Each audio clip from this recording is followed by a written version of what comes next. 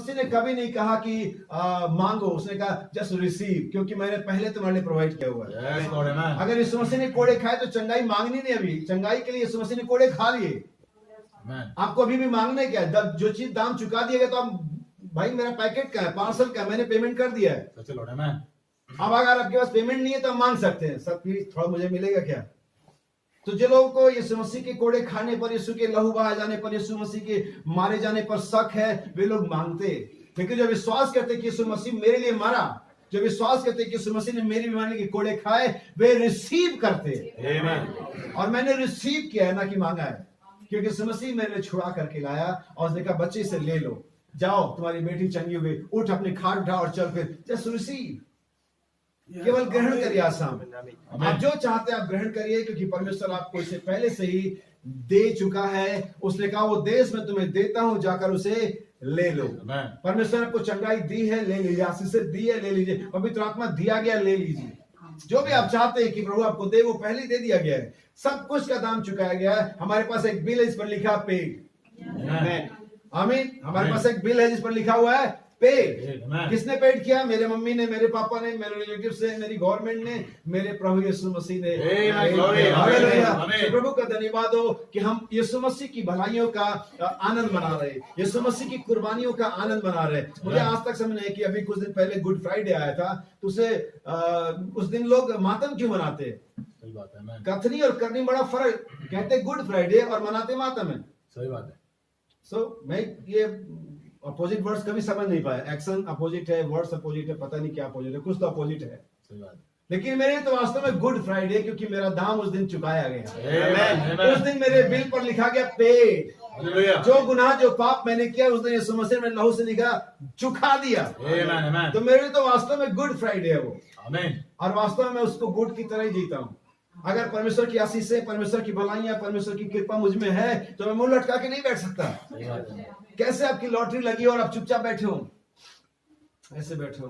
वास्तव में कोई शेर तो घर की रखवाली के लिए पालता नहीं है। सही बात है। लोग कुत्ते ही पालते हैं, बहुत से लोग पालते हैं। मैं उसके बारे में, मेरा कोई उसमें आर्गुमेंट नहीं है, पॉइंट नहीं है कि आप पाले या ना पाले।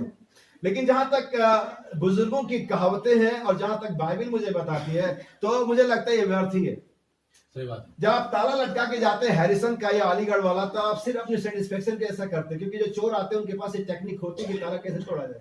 सही बात है। बिल्कुल सही आप ही जानते हैं, फिर भी आप बिना ताला लगे जाएंगे नहीं, जबकि आपको पता है वो तोड़ने का टेक्निक के साथ ही आएगा। Just satisfaction. आप अपने मन को तसल्ली दे कि मैंने ताला लगाया है, लेकिन जब वो चोर आएगा तो इसको भी पता होगा कि आपने ताला लगाया होगा, और इसी तरीके से साथ आएगा कि वो क्या करे, उसे तोड़ दे। उसके पास वो टेक्निक होगी, उसके पास औजार होंगे, इंस्ट्रूमेंट होंगे, उसको तोड़ लेगा। एक बार मुझे गाड़ी लेने में लगभग 3 महीने के बाद ही, जब मैंने कार ली, 3 महीने के बाद मुझे गोरखपुर जाना पड़ा, और नई नई कार थी। हम लोग बस, हमारे अगर आपने घर देखा, हम सब सामने फील्ड है, बस पार्क कर देते और बस हमें कोई चिंता नहीं होती है। और थोड़ा सा ज्यादा ही केयर के चक्कर में मुझे, गाड़ी लॉक थी ऑलरेडी, और मैंने सोचा कि अब मैं इसे लॉक कर दूं। मुझे लगा कि अनलॉक है और मैंने इसे लॉक कर दिया, लेकिन वास्तव में था उल्टा। वो गाड़ी पहले लॉक थी, अभी मैंने क्या कर दिया, अनलॉक कर दिया, और मुझे लगा कि मैं सेटिस्फाइड हूं। और मैं गोरखपुर चला गया पूरे 6 दिन के लिए। और जब मैं आया तो मैंने चला अब गाड़ी खोलते, जब मैंने गाड़ी खोला तो पहले से खुली हुई थी पूरे 6 दिन। 3 महीने पुरानी गाड़ी थी, शायद रिबन वगैरह भी लगे होंगे। मेरे अंदर सेटिस्फेक्शन था, मैं 6 दिन पूरे आराम से गोरखपुर में रहा, क्योंकि मुझे लगा मैंने लॉक किया हुआ है। लेकिन मेरी बाइबल कहती है नगर की रक्षा यहोवा ना करे। सही बात है। मैं तो लॉक गाड़ियां भी चोरी होती हैं, मैं लॉक गाड़ियां ही चोरी होती हैं, क्योंकि अनलॉक गाड़ियों के मालिक आसपास ही होते हैं, या उनकी निगाह में वो चीजें होती है। लेकिन याद रखिए, बाइबल बताती है, लेकिन हम, अगर हमारे मन में सेटिस्फेक्शन हो तो हम आराम से रह सकते हैं। एक प्रोग्राम था कहीं पर, और वहां पर बड़े अच्छे लोग आए थे, और काफी लोग थे, और काफी पढ़े लिखे एजुकेटेड लोग थे, ऑफिसर रैंक के लोग थे, और वहां बड़ा बढ़िया खाने का इंतजाम किया गया था।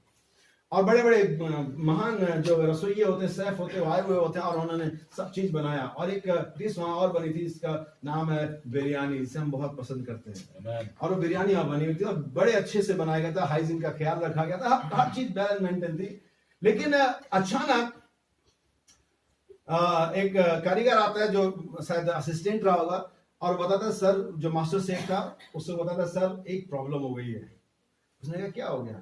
उसने कहा इत्तेफाक से भूल से बिरयानी में एक दो पत्थर के टुकड़े कंकड़ जैसे होते हैं वो पड़ गए और सब कुछ रेडी है, टाइम हो गया, सब कुछ सर्व करना है बस, और सभी लोग वहां पर इंतजार है कि अब खाना स्टार्ट हो जाएगा। लेकिन अब ये बात मास्टर शेफ के लिए बहुत टेंशन की थी कि अगर किसी के दांतों के नीचे वो पत्थर आ गया तो मेरा क्या होगा। और उसने खाना होने से पहले एक अनाउंसमेंट किया। उसने कहा सभी लोग प्रिय ध्यान दे लेडीज एंड जेंटलमैन, सब कुछ बढ़िया है, बहुत सही से बना है और हर एक चीज हमें आशा है कि आपको पसंद आएगी, लेकिन एक मिस्टेक हो गई, एक गलती हो गई हमारे किसी असिस्टेंट से कि बिरयानी में कुछ छोटे छोटे पत्थर के टुकड़े पड़ गए हैं। सो जब आप खाएं तो थोड़ा ध्यान रखें। अब जानते इतनी डिलीशियस बिरयानी बनी थी, पता नहीं हैदराबादी थी कि लखनवी थी, मुझे नहीं मालूम, शायद मुरादाबादी रही हो, तो वो बहुत बढ़िया। लेकिन जब सब लोग उसे खा रहे थे, हर आदमी के दिमाग में टेंशन था, यार इसी निवाले में होगा, सही बात है, इसी निवाले में। सो वहां पर बिरयानी के क्वालिटी के बारे में, चावल की क्वालिटी के बारे में, टेस्ट के बारे में कोई बात नहीं कर रहा। हर आदमी हर निवाले के साथ टेंशन के साथ खा रहा। क्यों? कहीं पत्थर ही नहीं आ गया। इसी को टेंशन कहते हैं। और दूसरे साइड में अगर जिसने अनाउंसमेंट नहीं सुना होगा, सही बात है, आ गया तो क्या होगा? कितने आते रहते कभी कभी हड्डियों का टुकड़ा आ जाता है, पत्थर नहीं पड़ा तो हड्डी का टुकड़ा आ जाता है, अगर सही काटने वाला ना मिला हो। सही बात है मैं, तो आते रहते। लेकिन आपके दिमाग में जब टेंशन पैदा हो गई, डर आशीषों का लुटेरा होता है। आमीन आमीन।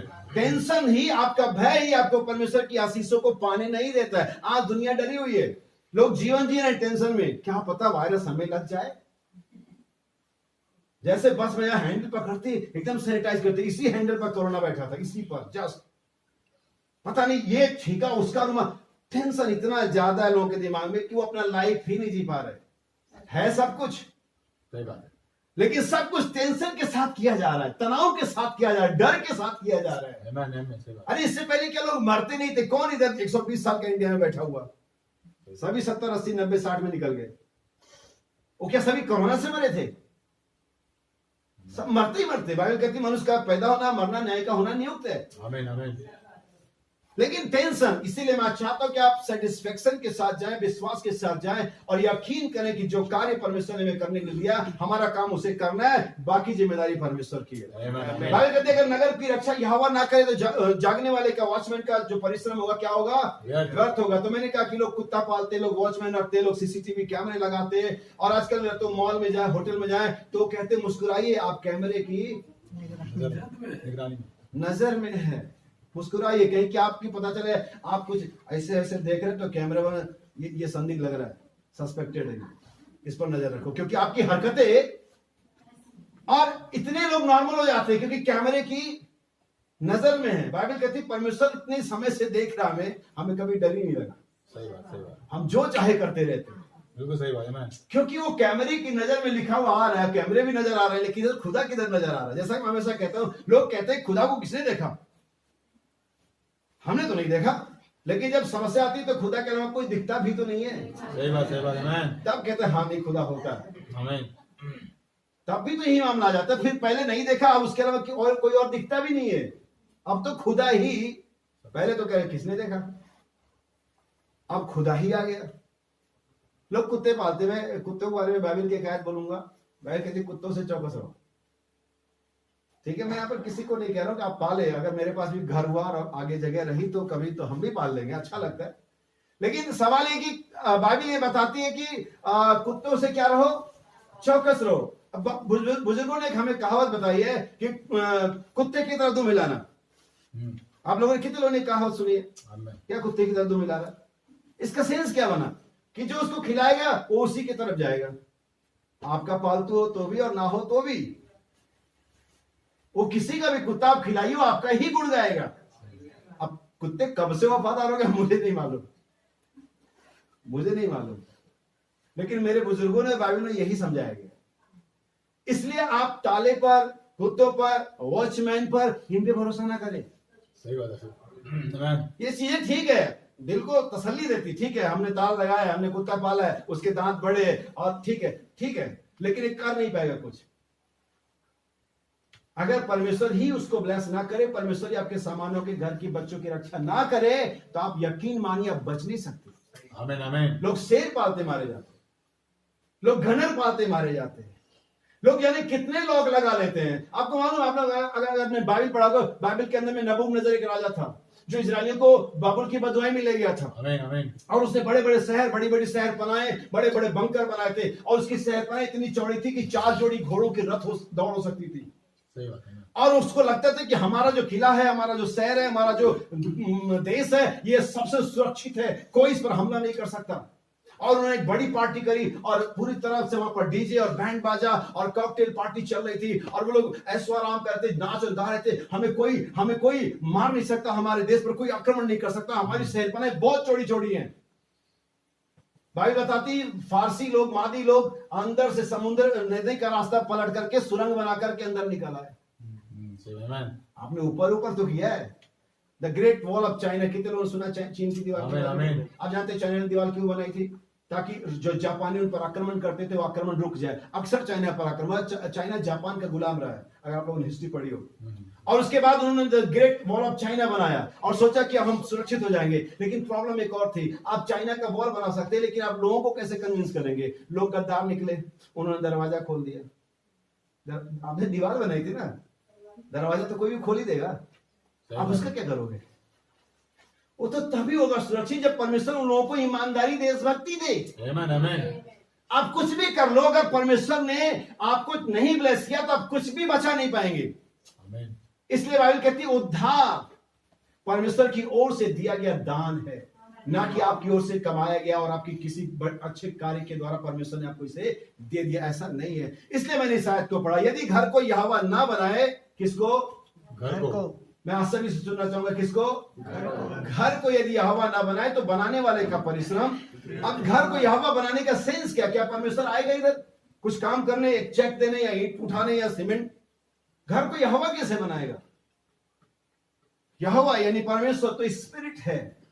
फिर यहां पर सेंस क्या है? दो शब्दों में ये कहना चाहेंगे, या बाइबल ये कह रही है, यदि उस घर के बनाने में परमेश्वर की मर्जी ना हो, परमेश्वर का इन्वॉल्व होना ना हो, परमेश्वर की ब्लेसिंग ना हो, तो आप बना लीजिए घर, वो कुछ भी उस घर में कभी भी। इसलिए आपको आगे बढ़ने से पहले बताना चाहूंगा, घर में और मकान में फर्क होता है। आमीन आमीन। हाउस एंड होम, हाउस नहीं होम। हाउस तो बहुत सारे, व्हाइट हाउस भी है नहीं? Common house, Patiala house, white house, पता नहीं कितने का, लेकिन ये हाउस नहीं, होम है। आमीन। हाउसेस बनते हैं, बड़ी बड़ी बिल्डिंगें बनती हैं, कॉलम बनते हैं और उसमें ईंट और पत्थर लगा है, लेकिन होम जो बनता है ईंट और पत्थरों से नहीं बनता है। जो घर बनता है ईंट पत्थर, अपने किस वजह से बनता है? वो प्यार, विश्वास और एक दूसरे की सहमति से बनता है, वो घर होता है।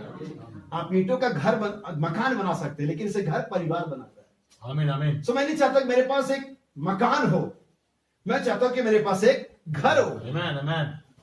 और उस मकान की दीवारें भले ही झाड़ फूस की हो, मुझे फर्क नहीं पड़ेगा, भले इसके कुछ पर टाइल्स और संगमरमर लगे हो, वो झाड़ फूस की दीवारें चलेंगी अगर, लेकिन वो घर होना चाहिए।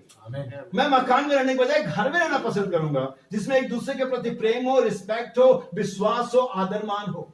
आज परिवारों में चीजें खत्म हो गई। हमारी बुजुर्ग बहनें बैठी हुई हैं, बुजुर्ग लोग बैठे हुए हैं, वे जानते हैं आज घरों में ये चीजें नहीं है।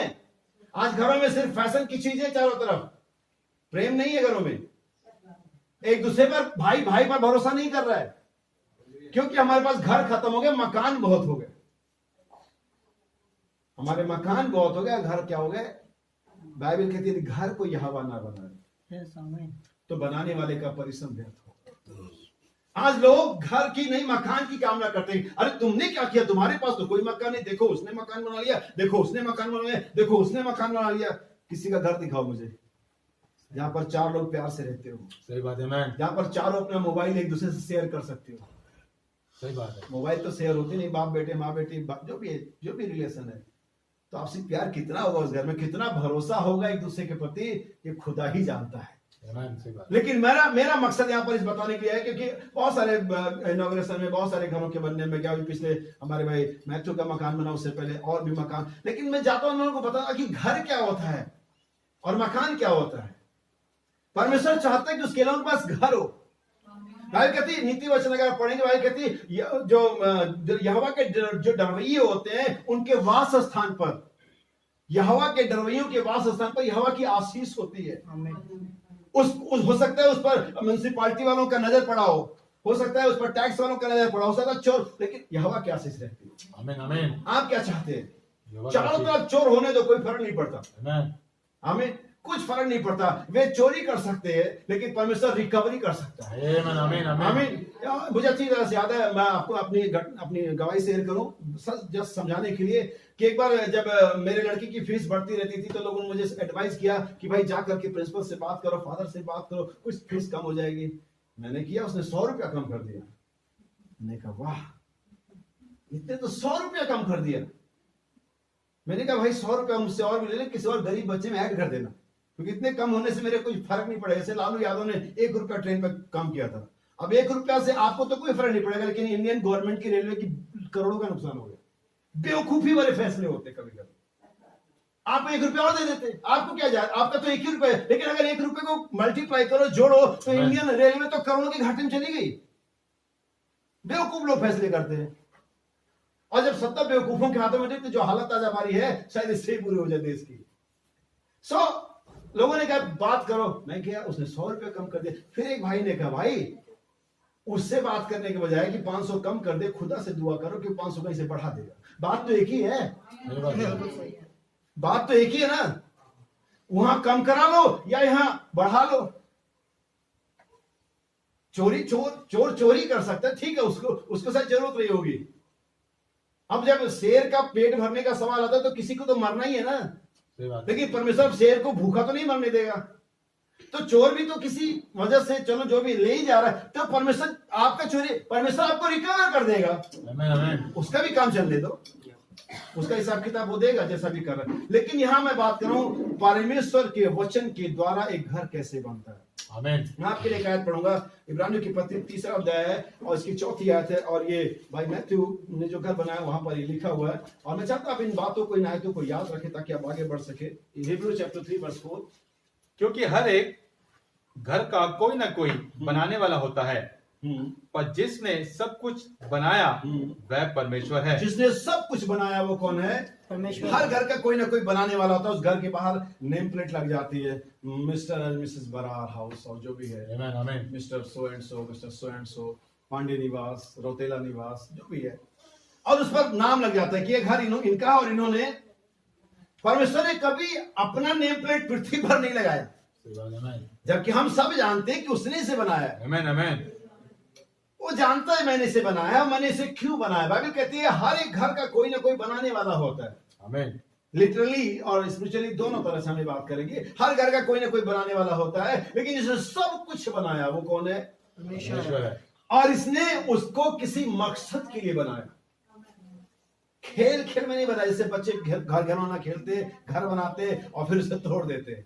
परमेश्वर कोई बच्चा नहीं है, परमेश्वर है, मैच्योर है, वो आदि से अंत, शुरुआत से अंत तक जानता है वो क्या कर रहा है और क्यों कर रहा है।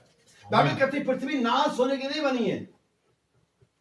परमेश्वर ने इसे एक बार जल पड़ने से डिस्ट्रॉय किया, बल्कि इसका नक्शा बदल दिया, लेकिन खत्म नहीं किया इसे।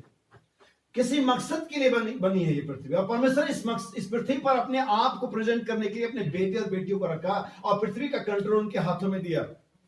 फूलों और फलों इस पृथ्वी पर भर जाओ, इसे अपने कंट्रोल में रखो। ये हमारी है, ये हमारे अंडर कंट्रोल में। और यही वजह कि जब पृथ्वी के लोग बिगड़ गए, जब मनुष्य ने दशा बिगाड़ ली, और पृथ्वी फिर से परमेश्वर के पुत्रों का यानी कि लीगल ऑनर का इंतजार कर रही है।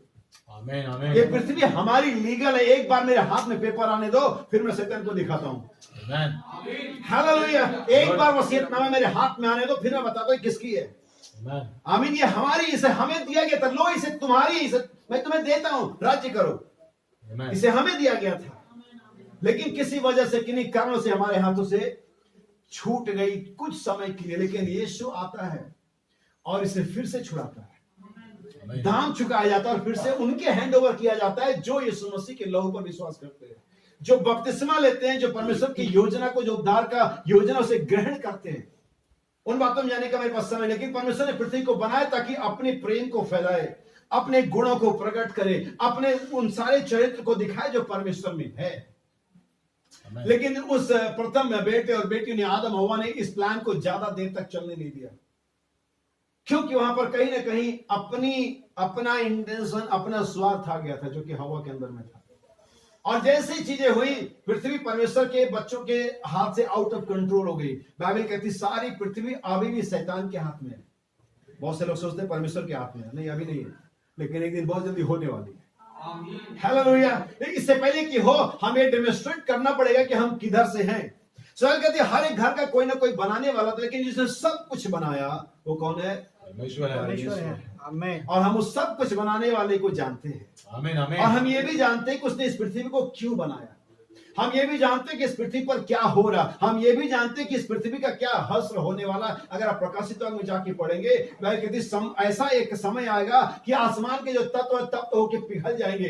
आमीन। बाइबल कहते समुद्र भी जाता रहेगा, आसमान पत्र की नई समेट दिया जाएगा। तब एक नई पृथ्वी, एक नई धार्मिकता, एक नया स्वर्ग, एक नया आसमान पृथ्वी पर फिर से रीस्टेब्लिश किया जाएगा। आमीन। लेकिन इससे पहले कि ये हो, हमें परमेश्वर के मकसद को समझना है। जैसे ये घर बनाया गया, अब इस घर के बनाने के पीछे मकसद थे। ये खेल खेल में नहीं बना, ये अचानक सो के उठे और भाई अजय ने कहा नीलम चलो एक घर बनाते हैं, ये ऐसे नहीं था। और कोई भी घर ऐसे नहीं बनता। सही बात है मैन। और उसके लिए बहुत सारे प्लानिंग होती, बहुत सारी बातचीत होती, बहुत सारे डिस्कशन होते, बहुत सारी ऐसी इस जमाने में तो बहुत से लोगों के सिर्फ डिस्कस करने में टाइम खत्म हो जाता है। मुझे 23 साल मकान किराए के मकान में रहते हुए हो गए, और ठीक है अगर प्रभु के आने में ले लेते 23 और साल से, आमीन। लेकिन घर बनाने के पीछे एक मकसद होता है। अब हो सकता है इनका मकसद क्या था, हो सकता है दूसरे का मकसद क्या था, हर एक व्यक्ति का अलग अलग मकसद होता है। लेकिन चलिए हम भाई की अगर बात करें, आज के जमाने में बात करें, हम किराए दे देते थक जाते हैं। अक्सर किराए मकान मालिक का तलवार लटका रहता है, खाली करो, उसको ये नहीं पसंद आया, उसको वो नहीं पसंद आया। अब ना उसको सामान उठाना है ना सामान शिफ्ट लगाना है, उन्हें सिर्फ ऑर्डर देना है और 30 दिन पूरे होते ही पैसा लेना है। अब वो व्यक्ति जो बार बार सामान उठा रहा है, बार बार सामान शिफ्ट कर रहा है, उसके सामानों उसको छोड़ो, उसके सामानों से पूछ लो उसकी हालत क्या हो गई। वो सारे पेज ढीले पड़ गए, सारी टेबलें खराब हो गई, डाइनिंग टेबल इधर का उधर हो गया। आदमी सोचता है यार अपना होता है, झोपड़ी भी होती ना तो पहली बात मुझे ये ना हर महीने का टेंशन नहीं रहता। पहली बात ये आदमी मुझे नहीं बोलता कि मेरे घर में कौन आना चाहिए और कितना आना चाहिए और कब आना चाहिए। आमीन आमीन। वो एक अपने ऑनरशिप के लिए बनाता है, मालिकाना हक प्राप्त करने, फ्रीडम के लिए बनाता है। परमेश्वर ने इस पृथ्वी को बनाने के पीछे बच्चों का खेल नहीं था। वो चाहता था कि इस पृथ्वी का मालिक हो, वो इस पृथ्वी पर शिरोमणि हो, इस पृथ्वी पर प्रभु हो, प्रधान हो। उसने इसके लिए इस घर को, इस पृथ्वी को बनाया, और ऐसे एक मनुष्य भी करता है। और इस घर को बनाने के पीछे यही मकसद था, हमें बार बार बदलना ना पड़े। बाइबल कहती है, अगर इतिहास की किताब पढ़ेंगे, परमेश्वर दाऊद से, शमूएल से कहता है मैंने कभी घर मांगा तुमसे, मैं एक स्थान से दूसरे स्थान में आया जाया करता हूं। जब दाऊद ने कहा कि मैं देवदारों के बने घरों में रहता हूं, परमेश्वर का जो वाचा का संदूक है तंबू में रहता है, तो मैं उसके लिए घर बनाऊंगा। लेकिन दाऊद उसके लिए घर बना नहीं पाया। बाइबल कहती है परम प्रधान कहता है मैं हाथ के बनाए घरों में नहीं रहता, तुम मेरे लिए कैसा निवास स्थान बनाओगे। परमेश्वर एक घर तो बनाता है, लेकिन घर बहुत सारे, सभी लोग, सारे क्रिश्चियन दावा करते हैं हम पवित्र आत्मा का मंदिर है, हम पवित्र आत्मा का आवास स्थान है। परमेश्वर पूछता है मेरा ऑनरशिप किधर है? तुम जब भी मन करता मुझे बाहर कर देते हो, जब भी मन करता तुम दारू गटक लेते हो और मुझे बाहर जाना पड़ता है क्योंकि मुझे सफोकेशन होती है। जब भी मन करता तुम सुट्टा मार लेते हो और मेरा दम घुटता है, और तुम कहते हो ये हवा का घर है, तो ऑनरशिप किधर है? मैं एक आयत पढ़ता हूं बाइबल के अंदर में से, मलाकी की किताब। क्या आपको समझ आ रही बातें? आमीन। चैप्टर 1 वर्स 6, मलाकी नबी किताब, आखिरी किताब पुराने नियम की, पहला अध्याय 4-6 वचन। पुत्र पिता का और दास स्वामी का आदर करता है। यदि मैं पिता हूं तो मेरा आदर मानना कहाँ है? यदि मैं पिता हूं तो मेरा आदर मानना कहाँ है? हालेलुया। ध्यान सुनिए, अगर बच्चों को, टीनेजर्स को गवर्नमेंट अधिकार देती है कि माँ उन पर अत्याचार ना करे, तो हमारी गवर्नमेंट, हमारा कानून ये भी अधिकार देता है कि पुत्र अपने पिता का आदर करे। आमीन आमीन। अगर कानून नहीं करता मत करने, लेकिन बाइबल कमांड करती है। सही बात है मैन। कितने लोगों को बाइबल में वो आज्ञा मालूम है? जरा कोई भी बच्चे या कोई भी बताता है माता पिता के बारे में 10 आज्ञाओं में से कौन सी आज्ञा है? क्या है? माता पिता नहीं है, पिता और माता, इसीलिए मैंने पूछा। ऑलमोस्ट जगह यही हमारे दिमाग में पड़ा हुआ है।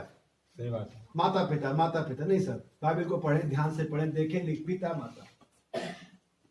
मैं हिंदू रिलीजन से आया हूं, मेरा पीछे हिंदू परिवार है और वहां पर माएँ बहुत हैं और मैं पिताओं को ढूंढता हूं तो मुझे मिलते नहीं। फिर मैं आया इधर, मैंने कहा इधर तो पिता ही है और वो पिता जो अपने आप में सब कुछ करने में समर्थी है। हालेलुया। वो अपने आप में सब कुछ करने में सामर्थ्य है। वो उसका नाम है एलोहीम। इसका अर्थ होता है वो जो अपने आप में सब कुछ करने में सामर्थ्य हो, जिसको किसी की सहायता की जरूरत ना पड़े कि मैं ये करना चाहता हूँ, क्या आप मेरी सहायता करेंगे? वो एक ऐसा पुरुष, एक ऐसा पिता है जो बच्चा पैदा करने के लिए किसी स्त्री को नहीं पकड़ता, क्या प्लीज आप मेरी सहायता करेंगे, मैं चाहता एक पुत्र मेरे पास। मरियम ने बात कही कि प्रभु आपके पुत्र कैसे होगा, मैं तो किसी पुरुष को नहीं जानती। उसने कहा मैं एलोहीम हूं, मुझे पुत्र पैदा करने के लिए किसी पुरुष की जरूरत नहीं है, मेरे वचन में सामर्थ्य है कि मैं पुत्र पैदा कर सकूं। क्या आप समझ पा रहे बातों को? आमीन आमीन। सो बाइबल कहती है यदि मैं पिता हूं तो मेरा आदर मानना कहां है? और आगे क्या कहता है? यदि मैं पिता हूं तो मेरा आदर मानना कहां है, और यदि मैं स्वामी हूं। यदि मैं स्वामी हूं, यहां पर आ जाता है आपका ऑनरशिप। प्लीज जहां बैठे वहीं बैठे रहे, जो बात में आएंगे अपने आप बैठे, ठीक है? यदि मैं स्वामी हूं तो मेरा भय मानना कहां तो है? मेरा भय मानना कहां है? पर कोई घर बनाता है, ये भाई अजय ने इसलिए घर बनाया कि यहां पर मालिक हो सके। आमीन। यहां पर कोई झंडा सर पे ना लटकाओ कि कब आना है और कब जाना है, कितने लोग आने हैं और कितने लोग नहीं आने। ऑनरशिप, मालिकाना हक। परमेश्वर ने अगर घर बनाया, परमेश्वर ने अगर पृथ्वी बनाई, अगर परमेश्वर ने आपको अपना रहने का घर बनाया है, तो परमेश्वर पूछता मेरा मालिकाना हक किधर है? जब भी तुमको मन करता तुम मसीह चोंगा पहले, तो जब भी तुम मन करता मसीह चोंगा उठा दे, रख दे तो नीचे। सही बात। मैं कब मालिक बनूंगा? तुम मुझे कब तक अंदर बाहर करते रहोगे? मेरे भाई और बहन, मैं चाहता हूं कि परमेश्वर, हम जो एक घर बैठे ना, क्योंकि बाइबल कहते हैं हम पवित्र आत्मा की मंदिर है, तुम्हारी देह पवित्र आत्मा का घर है। आमीन। तो मैं चाहता हूं कि परमेश्वर पे इस घर का मालिकाना हक मिले। आमीन। परमेश्वर घर का मालिक हो सके। यस, उसकी मर्जी से मैं चलूं, ना कि मेरी मर्जी से वो चले। आमीन। क्या आप समझ रहे हैं मैं क्या कह रहा आमीन, हूं? मैं एक और आयत पढ़ूंगा, एक घटना आपके सामने रखना चाहूंगा, और ये लूका के सुसमाचार में मिलेगा आपको।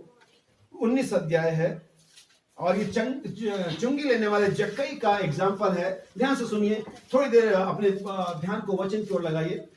इसके बाद जरूर आपके लिए रिफ्रेशमेंट है, मेरे ख्याल से डिनर जो भी होगा मिल जाएगा, लेकिन थोड़ा देर ध्यान परमेश्वर के वचन की ओर लगाइए। और इसके 7वीं से पढ़े। यह देखकर सब लोग कुड़कुड़ा कर कहने लगे, यह तो एक पापी मनुष्य के यहाँ जा उतरा है। अब यहाँ पर ध्यान दीजिएगा, यहाँ पर जक्कई है। कितने लोगों ने कभी अपने चर्च में जहां भी जक्कई के बारे में सुसमाचार सुना हुआ है, जानते कि जक्कई कौन है, जक्कई क्या है? मैं आपको थोड़ी सी इसकी जानकारी दे दूं बैकग्राउंड में जाने से, मेन पॉइंट में जाने से पहले।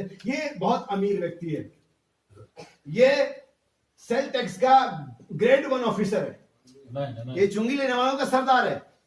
आप जानते हैं सेल टैक्स वाले कितने अमीर होते हैं? सब जगह से आजकल आप पढ़ रहे हो, समीर वानखेड़े, एनसीबी, बड़ा अमीर आदमी है, इतनी सैलरी नहीं जितना उसके पास डिपॉजिट है, और लोग उसको हीरो बना दिया, लोगों ने हीरो बना दिया हुआ है। पता नहीं किस तरह से हीरो बना, मुझे तो मालूम नहीं चलता उसको। कितने करवट तो बैठ चुका है, उसकी लाइफ अगर जाके आप पढ़ेंगे पता ही चलेगा वो हीरो विलन के लायक है भी और नहीं है। सो ध्यान दीजिए, ये चुंगी लेने वालों का क्या है? सरदार है, अमीर आदमी है, और जरूर ये चर्च को डोनेशन देता रहा होगा। जरूर इसके नाम से कुछ पंखे चर्च में लिखे, सौजन्य से फलाना फलाना। अच्छा, नाम भी लिखवा देते हैं, चाहे चर्च में हो, चाहे गुरुद्वारे में हो, चाहे मंदिर में हो, उसमें वो चाहते हैं कि लोगों ने याद रखे। आमीन आमीन। बाइबल कहते हैं तेरा दाहिना हाथ है तो बायां भी ना जानने पाए। फिर ऐसे में तुम्हें कुछ लाभ नहीं है, क्योंकि तुम्हारा रिवॉर्ड लोगों ने, अच्छा भाई ने दिया, फलाना दिया, बहुत बढ़िया, प्रभु ने आशीष दे, मिल गया, खत्म। अब ऊपर कुछ नहीं मिलेगा। और मैं यहां नहीं चाहता रिवॉर्ड, वो ऊपर चाहता। आमीन आमीन। वहां पर मेरा मालिक मुझसे कहे, मेरा प्रभु मुझसे कहे, मेरा परमेश्वर मुझसे कहे, मेरे दास तूने सही काम किया है। सो बाइबल कहती है ये जक्कई महसूल लेने वालों का, चुंगी लेने वालों का सरदार था। इसकी पत्नी अच्छी थी, इसकी पत्नी विश्वासी थी। आमीन। और यहाँ ये आखिरी दौरा था जेरिको में, जहां पर भी ये जक्कई रहता था। इसके बाद यीशु मसीह को क्रूस पे जाना था, और इसकी पीछे इसकी पत्नी ने सिर्फ बहुत सारी बार का मीटिंग अटेंड करने के लिए, बहुत सारी बार यीशु मसीह के पास जाने के लिए कहा, और लेकिन बहुत सारी मीटिंग, बहुत सारे दौरे, बहुत सारे छापेमारी के चक्कर में कभी जा नहीं पाया। लेकिन फाइनली पक गया था, भी बोला चल आज जाता हूं। बाइबल बताती है कि नाटा व्यक्ति था, कितना 3.5 फीट का आदमी, और लोग 3.5 फीट के आदमी को बहुत ऐसे सोचते हैं कि ये तो बस क्या छोटा आदमी है। याद रखो, कभी कभी यीशु मसीह 3.5 फीट वालों के लिए भी आता है। आमीन। अब ये मत सोचो कि 3.5 फीट वाले बस ऐसे ही हैं। परमेश्वर ने किसी मकसद से किसी को हाइट दी हुई है, चाहे वो 3.5 फीट का, 6.5 फीट का। लंबा होना हमेशा फायदेमंद नहीं होता है, सही बात है। कई बार नुकसान भी बहुत होता है। अक्सर बसों में देखते कौन भाई साहब जरा वो बैग उतार देंगे क्योंकि देखते बड़े लंबे हैं, बोले पता चला अच्छा का बेकार ही लंबा हो गया, तो नुकसान भी होता है। सो बाइबल बताती है चुंगी लेने वाला का सरदार था, और बाइबल बताती है अमीर था, और बाइबल बताती है जब यीशु आ रहा था तो यीशु की चारों तरफ भीड़ बहुत होती थी। अब एक नाटा आदमी भीड़ में किसी को कैसे देखेगा, यहां पर मुश्किल थी। तब इस व्यक्ति ने एक आइडिया लिखा हुआ कि ये पेड़ पर चढ़ गए, गुलर का पेड़ है, कमजोर कोई भी कमजोर पेड़ रहा, उस पर ये चढ़ करके, बाइबल कहती है जक्कई तो ना जानता था यीशु कौन सा है, लेकिन यीशु जब वहां से गुजरा, उस पेड़ के नीचे से जब गुजरा, तब यीशु ने अपने सर ऊपर किए। ध्यान देना, यीशु मसीह, कितने लोग मानते हैं यीशु मसीह सबसे ऊंचा, सबसे महान व्यक्ति है? आमीन आमीन। निश्चित रूप से है। आमीन। लेकिन जक्कई कितना नाटा है? 3.5 फीट का, लगभग 4 फीट, 3.5 फीट, और यीशु मसीह उसे सर उठा के देख रहा है। मतलब यीशु मसीह उससे भी छोटा बन गया। आमीन आमीन। अगर हाइट वाइज कंपैरिजन करो तो यीशु मसीह इतना नीचे चला गया कि 3.5 फीट आदमी को भी ऐसे देख रहा है। आमीन आमीन। एक सीन है ये समझने के लिए कि यीशु मसीह आपको बचाने के लिए कितना नीचे गया, कितना छोटा बना, क्या कुछ नहीं सा, सही, आमीन। सिर्फ इसलिए क्या बच सको। आमीन आमीन। वो अपनी महिमा में, अपने सामर्थ्य में आपको नहीं बचा सकता था। इसीलिए महिमा और आदर के योग वही होता, बड़ा वही होता जो छोटा, बड़ा होकर के छोटा बन जाए। जैसे हमारा प्रधानमंत्री कहता मैंने सब कुछ छोड़ दिया, मैं तो सिर्फ इतना पूछता, बता था क्या, था क्या जो छोड़ दिया? अगर हमारे प्रभु के लिए पूछो तो मैं बताऊंगा उसके पास क्या था। वो हाथी रात के सिंहासनों पर रहता था। बाइबल कहती है स्वर्ग देखने के लिए झुकना पड़ता था उसे, स्वर्ग देखने के लिए झुकना पड़ता था उसे। सारे स्वर्गदूत सलामी देते थे, 24 प्राचीन, चारों प्राणी हर समय उसके, और वो नीचे आ गया, हम में से एक बन गया। सही बात। वो उसने छोड़ा, अपनी महिमा का ताज छोड़ दिया उसने, वो सराफों की स्वर्गदूतों का सलूट छोड़ दिया, आकर के इंसानों की गालियां गाली। वो हमारा प्रभु यीशु मसीह, आमीन। वो नहीं जो जिसका सिंहासन कोई तपस्या कर हिल गया और बोला पहले मैं सिंहासन बचाऊं अपना, उसने सिंहासन छोड़ दिया था कि हमें बचाए। अगर वो सिंहासन पे रहता तो मुझे नहीं बचा पाता। सो 3.5 फीट के आदमी को देखने के लिए यीशु मसीह को सर उठाना पड़ रहा है, और यीशु मसीह की और लेवल नीचे देखिए कि 3.5 फीट का आदमी सर झुका के बात कर रहा है। दोनों एंगल से देख लीजिए कितना नीचे गया यीशु मसीह। आमीन। और यीशु मसीह ने कहा आज मुझे तेरे घर में जाना, आज मुझे तेरे, और बाइबल आगे कहती है अगली लाइन, अगर आप पढ़ेंगे ध्यान से सुनिएगा इसे। जक्कई ने खड़े होकर प्रभु से कहा, हे प्रभु देख मैं अपनी आधी संपत्ति कंगाल को यहाँ पर कोई बातचीत नहीं, कोई प्रीचिंग नहीं है जक्कई के साथ यीशु मसीह की, कि यीशु मसीह ने जक्कई को बताया कि जक्कई देख तू जो कर रहा है अच्छा नहीं कर रहा है, जक्कई देख हमें धन के पीछे नहीं भागना चाहिए, जक्कई देख तू सुधर जा। कुछ प्रीचिंग नहीं है, सही बात है। सिर्फ यीशु आया है। आमीन। तब यीशु आया, आमीन तब यीशु आया। आमीन। आमीन। इसकी पत्नी यीशु के बारे में जानती थी, शायद सुबह शाम की दुआ करती थी। इसका पति भी कभी कभी चर्च जाता होगा, वो धार्मिकता को पूरा करता होगा, जो भी है, लेकिन इस घर में एक चीज थी, उद्धार भी था। सही बात है। इस घर में पैसा था, इस घर में सारे वही जैसे मैंने बताया वॉचमैन थे, गार्ड्स थे, सारी सुख सुविधाएं थी, लेकिन इस घर में उद्धार नहीं था। आमीन। इस घर में एयर कंडीशन था, इस घर में हर एक चीज थी, लेकिन इस घर में उद्धार नहीं था। ये घर था लेकिन बिना उद्धार के, बिना ब्लेसिंग के था। आमीन। आमीन। और बिना बातचीत के यीशु से जक्कई कहता है मुझे कुछ करने दे, और वो सारे काम जानते। इसने क्या करा, इसने अपनी सारी संपत्ति पहले आधा तो कंगालों को बांट दिया, और एक का 4 लौटा दिया। अगर एक का 1 भी लौटाता, एक का 2 भी लौटाता, तब भी कोई बात नहीं होती, आमीन। तब भी इसे अच्छा ही कहा जाता। लेकिन इसने 1 का 4 लौटाया। आमीन। जिसका ज्यादा माफ किया जाता है वो ज्यादा प्रेम करता है। आमीन। आमीन। ये वजह कि हमारी आराधना वे ऑफ वर्शिप बताती है हमारा थोड़ा ही माफ किया गया। लेकिन अगर आप पे ज्यादा वाक्य हो तो आप ज्यादा चिल्लाते हो, ज्यादा आराधना करते हो, ज्यादा आमीन बोलते, आप ज्यादा प्रभु के लिए एक्साइटेड करते। लेकिन आपका सुस्त और ढीला ढाला रवैया मसीह में आने के लिए, वचन में आने के लिए आपका ढीला ढाला रवैया कुछ नहीं, जस्ट सिंपल। इसीलिए मैं आज की इस दौर की क्रिश्चियनिटी से मेरे समझ नहीं आती जो मसीहत मुझे बाइबल में देखती है। आमीन Amen. सो उसने अपने बातों को कहा और आगे सुनिए। तब यीशु ने उससे कहा, तब यीशु ने उससे कहा, आज कब? आज, जब यीशु उस घर में बैठा था, Amen. जब यीशु के चेले उस घर में बैठे थे, जब जक्कई अपने किए हुए पापों के लिए पश्चाताप कर रहा है, Amen. तब नहीं जब जक्कई बाइबल रीड कर रहा है डेली रूटीन में, तब नहीं जब जक्कई चर्च को दान दे रहा, तब नहीं जब जक्कई की वाइफ लोगों को खाना खिला रही, तब नहीं। सही बात, Amen.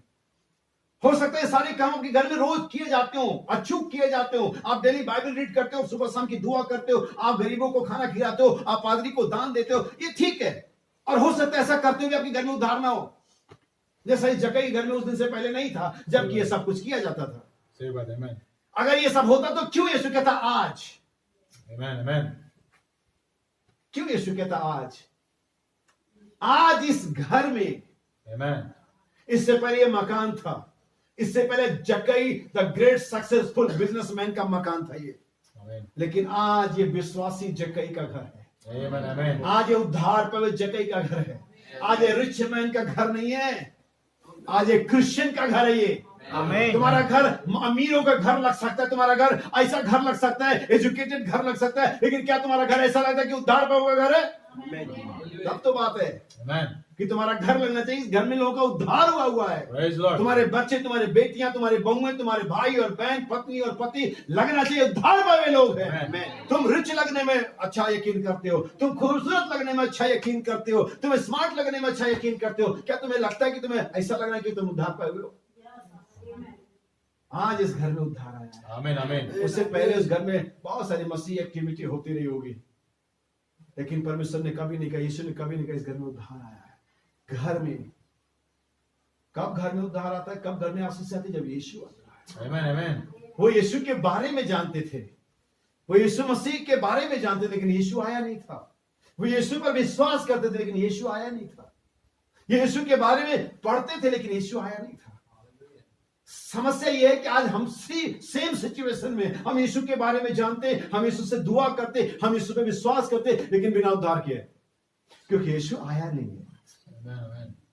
आमीन। सामरी स्त्री बहुत बढ़िया एग्जांपल है। हर प्रचारक, हर कलीसिया में बताया सामरी स्त्री का, देखो यीशु मसीह ने उसको माफ कर दिया, देखो यीशु ने उसके मन के विचारों को बता दिया।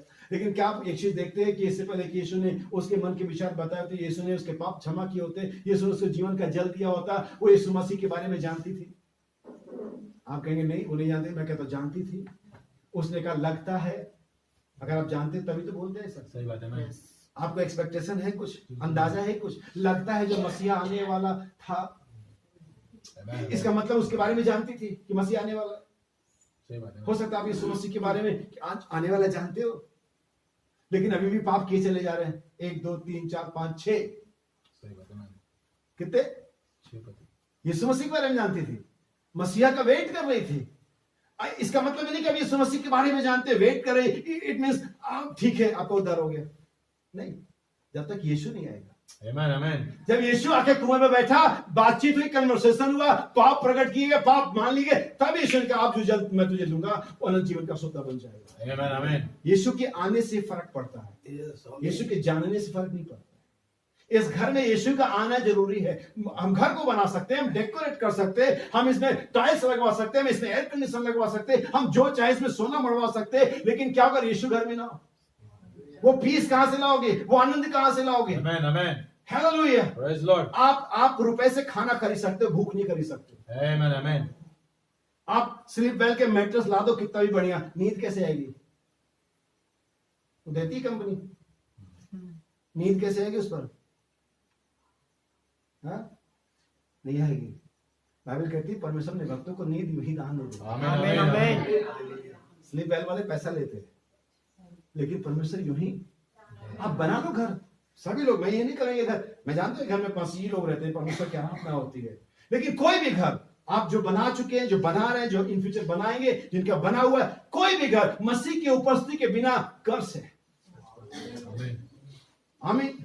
उस छोटी सी राहाब वेश्या के छोटे से घर को देखें ना, जो श्रापित शहर में था। यरीहो श्रापित शहर है, लेकिन उसके बाइबल में कहते जब इजराइल ने आक्रमण किया, चारों तरफ बम गिर रहे, चारों तरफ घर जल रहे, हर एक तरफ कोहराम मचा हुआ है, कोई किसी का मर गया, कोई किसी, लेकिन राहाब अपने परिवार के साथ आराम और चैन से थी। क्यों? उसने परमेश्वर के वचन को, परमेश्वर की जनों को अपने ऊपर और डिकोते में स्थान दिया हुआ था। आपके चारों तरफ बीमारियां फैलेंगी, अफवाह फैलेंगी, मरी फैलेगी, महंगाई फैलेगी, और ये हो गया और वो हो गया। लोग घरों में अशांति के साथ, डिप्रेशन के साथ, अगर आप दरवाजा खटका पता चला सुसाइड करके मरा हुआ वहां पर। ऐसे कितने केस रोज होते रहते, लेकिन एक मसीह के घर में हालेलुया आनंद का जय जयकार रहता है। उसके घर में हो सकता है उसके राशन में ड्रम में आटा ना हो सकता, उसके राशन में तेल ना हो सकता, उसके बैंक में बैलेंस ना हो, लेकिन उसके हृदय में आनंद जरूर है।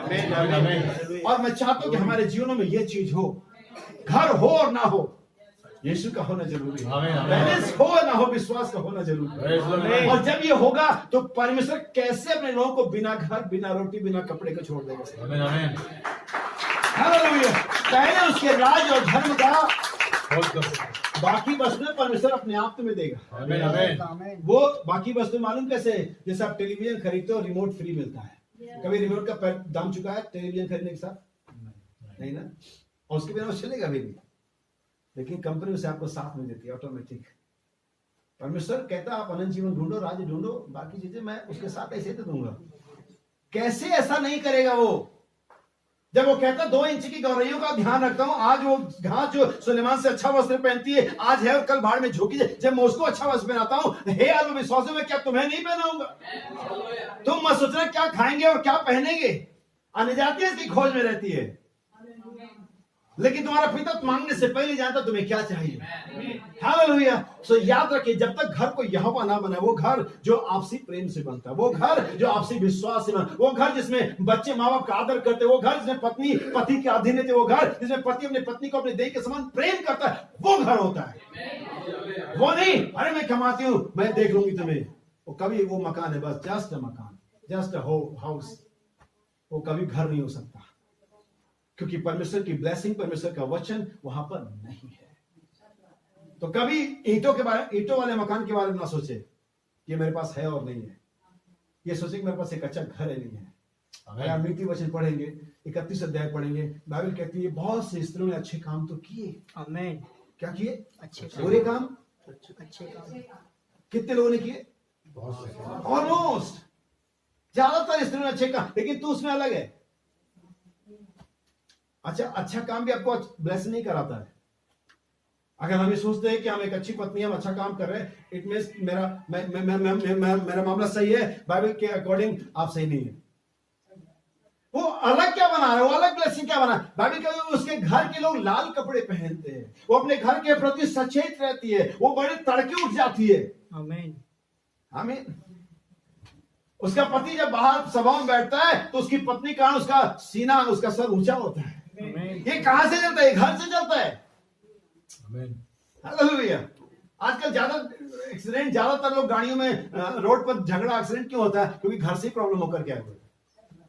मुझे और पहले ही मैं बहुत परेशान हूं। अगर घर से आप सही नहीं निकलेंगे तो बाहर तो लड़ाई होगी। सारा मामला घर से शुरू होता है। इसे दुनिया, बाइबल की बात तो बहुत बढ़िया है, सब बिना किसी संदेह के, लेकिन दुनिया का सबसे बड़ा फिलोसफर सुकरात कहता है अगर हम चाहते कि देश बदले तो हमें शहर बदलने पड़ेंगे, अगर हम चाहते शहर बदले तो हमें कस्बे बदलने पड़ेंगे, अगर हम चाहते कस्बे सही हो तो हमें गांव बदलने पड़ेंगे, अगर हम चाहते गांव सही तो हमें घर बदलने पड़ेंगे, हम चाहते घर से हमें बदलना पड़ेगा। लेकिन हमारी प्रॉब्लम दूसरों के साथ है। मैं चाहता हूं कि आज ये घर और आप सभी जहां पर भी आप रहते हैं, या आपका अपना जीवन, वो घर बनाने के पीछे एक बहुत बड़ा कारण परमेश्वर या मनुष्य का होता है कि मालिकाना हक। अगर मैं आप कोई भी दावा करते परमेश्वर का घर है तो परमेश्वर को मालिकाना हक मिलना चाहिए। अगर मैं पिता हूं तो मेरा आदर कहाँ है? अगर मैं स्वामी हूं तो मेरा भय मानना। अगर इस घर का मालिक भाई अजय है तो उसी का चलेगा। कोई भी घर में जो भी पुरुष होता है उसका ही चलेगा। इससे कोई मतलब नहीं कि पत्नी कमाती है, इससे आपकी कमाने से बाइबल के लॉज नहीं बदल जाएंगे, क्योंकि पैसा मेरा है। आपका पैसा कानून नहीं बदलता है। हालेलुया। और अगर इस घर का मालिक परमेश्वर है, आप क्या सोचते हैं? इससे नहीं काम चलेगा। आमीन। वचन क्या कहता है आमीन, आमीन। वही महत्वपूर्ण है। हो सकता है चीजें थोड़ी कठोर हो, लेकिन ये सही है। और जब आप सही चीज को लेते हैं, आपके दिल में एक तसल्ली रहती है। आप फिर बीपी और हाई ब्लड प्रेशर और शुगर की प्रॉब्लम में नहीं जा रहे हो, क्योंकि आप जानते हैं रिलैक्स है। आधी बीमारियां तो हमारे अपने दिमाग से बचती है, और अगर यहां सही है, हमारा शरीर भी चैन में रहेगा। आमीन। इसलिए मैं चाहता हूं हर एक भाई और बहन, हर एक व्यक्ति जान ले कि परमेश्वर हमसे क्या चाहता है। यदि घर को यह ना बनाए, तो उसके बनाने वाले का परिश्रम इन वेन। उस घर में क्लेश, झगड़े, तंगी, परेशानियां ही लगी रहेंगी, बीमारियां लगी रहेंगी। लेकिन अगर परमेश्वर की ब्लेसिंग्स है, परमेश्वर की उपस्थिति है, परमेश्वर की आराधना उस घर में उस पूरे परिवार के साथ हो रही है, सभी एक तालमेल में, एक हार्मनी में है, परमेश्वर उस घर को ब्लेस करने जा रहा है। हम चाहते हैं हमारे पास घर हो, ना कि मकान। कितने लोग चाहते हैं? आमीन, आमीन। आइए अपने सर को हम झुकाएंगे। वास्तव में ये ऐसा नहीं है कि आप सिर्फ चंदा देते हैं, ऑफरिंग देते हैं, या आप अपने आप को भी सरेंडर करते हैं। I surrender all. आमीन। सिर्फ पैसा नहीं, सिर्फ वस्तुएं नहीं, लेकिन अपने आप को, अपनी आत्मा और प्राण देह को भी सरेंडर करते हैं। आइए हम इस छोटे से कोरस में गाएं। यीशु को मैं सब कुछ देता, सब कुछ करता, सब कुछ कुर्बान, जीऊंगा मैं रोज मसीह में, उस पर रखूंगा ईमान। सब मैं देता हूँ, सब कुछ, सब मैं देता हूँ, तुझको मुबारक मुझे सब देता। Yes father. यीशु को मैं सब कुछ देता, झूठा तेरे छोड़ता सारी, छोड़ता सारी यस दुनियादारी, मुझे ले और अपना कर। सब मैं देता हूँ, सब मैं देता हूँ, तुझको मुबारक मुझे सब देता हूँ। हालेलुया। आइए हम छोटे बच्चे एलिजर के लिए क्या वो जगह हुआ है? सो ठीक है, कोई बात नहीं। अपने सर को हम झुकाएंगे। हम छोटे बच्चे एलिजर के लिए, भाई अजय माइकल के लिए, भाई नीलम के लिए, और उसके इस नए मकान के लिए, उनके सारे दोस्तों, उनके मित्रों, रिश्तेदारों, उनके सभी लोगों के लिए हम प्रार्थना करेंगे कि परमेश्वर जब तक अपने महिमा में हमें लेने के लिए नहीं आता, ये घर उसकी उपस्थिति में, उसके लहू के बाड़े में सुरक्षित रहे। शैतान के हर एक वार और चाल इसके चारों ओर से, इसके सराउंडिंग से दूर रहे। हम ये प्रार्थना करेंगे आज इस शाम में कि ये घर यीशु मसीह के नाम के लिए, उसकी महिमा के लिए जाना जाए, और इसमें आने और जाने वाले यीशु मसीह के प्रकाश के पास। स्वर्गीय पिता, यीशु मसीह के नाम में आपका धन्यवाद देते हैं आज की शाम के समय के लिए पिता। जबकि ये तारीख खुदान बहुत सारी यादगारियों को लेकर के जुड़ा पिता, जबकि भाई अजय ने बहुत समय पहले, सालों पहले या कुछ महीनों पहले इस घर के बनाने का योजना बनाया, प्रभु शुरुआत करी पिता, और बहुत सारी परेशानियां और दिक्कतें आई पिता, अड़चने पैदा हुई दौरान, फाइनेंशियल, चोरी चुचक्के की बातें और बहुत सारी बातें पिता। लेकिन धन्यवाद देते खुदावन कि आपने सारी बातों से निकाला, और आज ये शाम को ये समय दिया कि हम छत के नीचे खड़े हैं और सारी चीजें वेल एंड फाइन है खुदावन। हम इसके लिए आपको धन्यवाद देते प्रभु। और इस घर पर प्रभु यीशु मसीह के नाम में आशीष मांगते पिता। इस घर के सारे एक एक स्क्वायर इंच को पिता, इसके दीवारों को पिता, इसके सराउंडिंग को प्रभु यीशु आपके लहू के जो छिपा देते। और हम चाहते खुदावन आपका आशीष, आपका आनंद, आपकी प्रभु उपस्थिति और आपकी चंगाई के सामर्थ्य इस घर में हमेशा तक रहे। अजय, उसकी पत्नी में नीलम को ब्लेस करें पिता। और खुदावन ये घर वास्तव में एक ऐसा घर हो खुदा जिसमें आप खुदावन, जैसे कि आप जगह के घर में गए और आपने कहा आज इस घर में उद्धार आमीन। प्रभु होने पाए। ये घर में सिर्फ पैसा और चीजें ना ही आए खुदावन, लेकिन उद्धार भी आए। आमीन। प्रभु प्रार्थना करता हूँ कि बेटे एलिजर के लिए पिता जिसका बर्थडे प्रभु आप उस छोटे बच्चे को आशीष दे खुदावन। प्रभु जैसे पिछले 3 सालों में उसे संभाला खुदावन, आने वाले उन सालों में जब तक आप नहीं आते उसकी आत्मा और प्राण देह को सुरक्षित रखे पिता।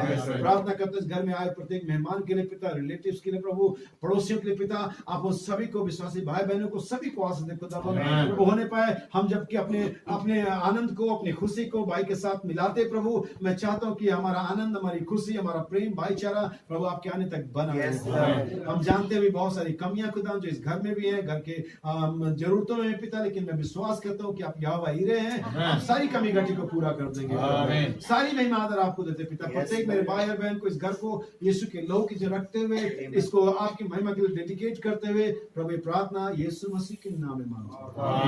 आमीन। प्रभु आप सभी को आशीष दे। God bless you.